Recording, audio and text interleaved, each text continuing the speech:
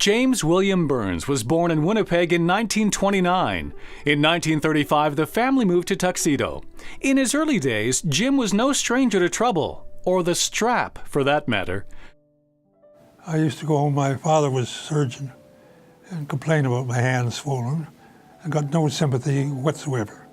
I had earned it, obviously, and if I just behaved, it wouldn't happen. The other thing, every kid had a gun, 22, and we'd run around the countryside shooting up anything that moved, including the trains. We'd go all the way down to the main line.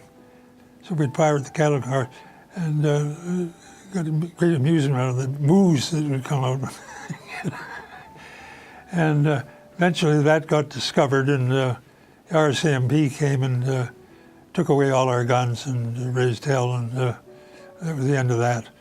Jim's father, Charles, was the chief surgeon at the General Hospital. One Sunday, he took Jim and his brother with him to do his rounds. He was doing his rounds, and there was an emergency. So my brother and I were told to go in and watch the operation. And so we allowed to, and the patient was all covered up, just an open, on the belly, where the belly was.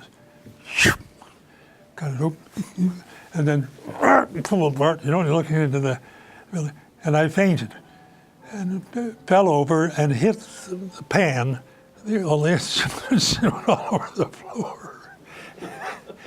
And I was carted out of there and never asked back. That was the end of my medical experience. Jim found his calling in business. After graduating from Gordon Bell High School, he received his Bachelor of Commerce from the University of Manitoba and obtained his MBA from the Harvard School of Business. In 1953, he joined Great-West Life and worked his way up the ranks. In 1971, Jim met Paul Desmarais, and a long relationship was established. And so I got to Montreal and waited quite a while to get in. And when I got into his office, he was lying down. And he said, "Hi, come and sit down. How old are you anyway?" And I said, "I'm 40. He said, "No, you're not, you're 39. And I said, "My insurance age is 40. He said, "What does that mean?" I said, "Well, your insurance age changes halfway through." "Well, what a scam," he said. I said, "Never mind scam, we closed half our business because of that, And so now you own the company, you should know that. And it's no scam at all. So you're 39. Well, I said, "I'll be 40 in a month." He said, "Well, that's not very old. That's a big company, And I said, "I know full well. I've been there for 17 years. And he said, "You think you're up to it?" And I said, "Yeah, I think so." And I said, "Besides, you're only 2 years older and you own it." And he laughed and said, "Come on for dinner tonight and I'll be okay." And that was the end of it. That was the interview. When it was over, I called Peter Curry and he said, "How'd it go?" And I told him all that, and he said, "Oh, it's okay, you're in." So that's my favorite story. After that initial encounter with Paul, Jim stayed on as CEO of Great-West Life until 1979, when he became president of Power Corporation.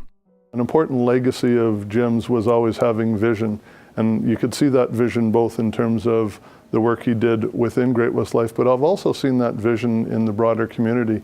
He had a vision of, for example, he was one of the key people who was there behind trying to save the Jets franchise and keep it in Winnipeg. So he took a leading role in that.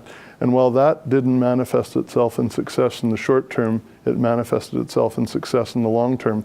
And it took visionaries like Jim 10, 20, 30 years ago who are really affecting the change in the city that we see going on today.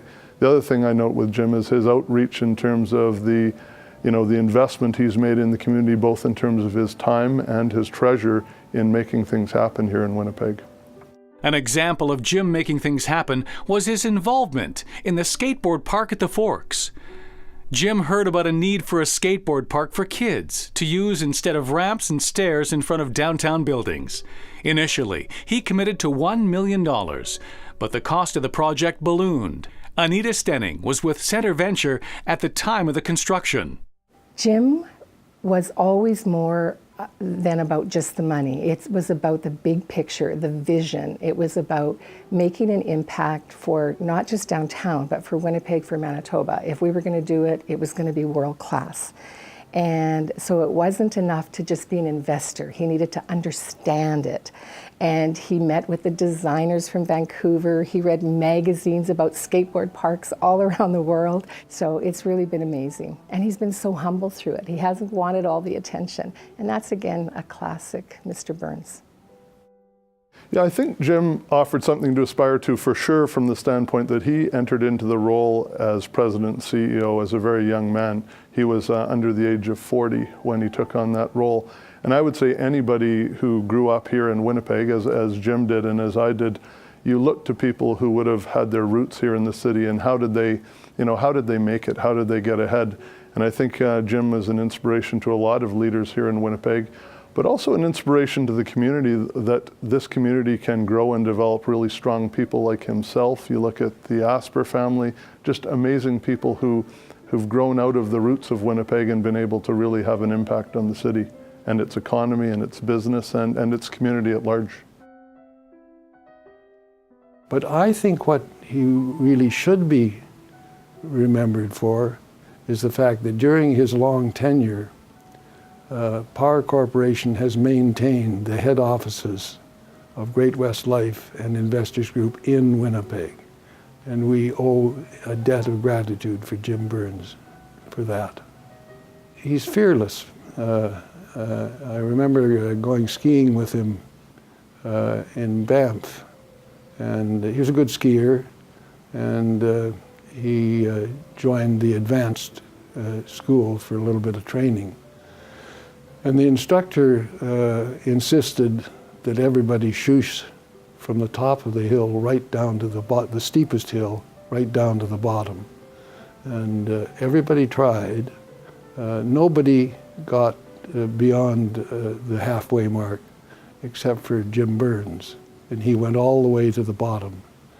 And the only comment was the instructors, who said, "You've got guts." And he's fun to be with. He's intelligent, he's resilient, he's a lot of things, but he's fun.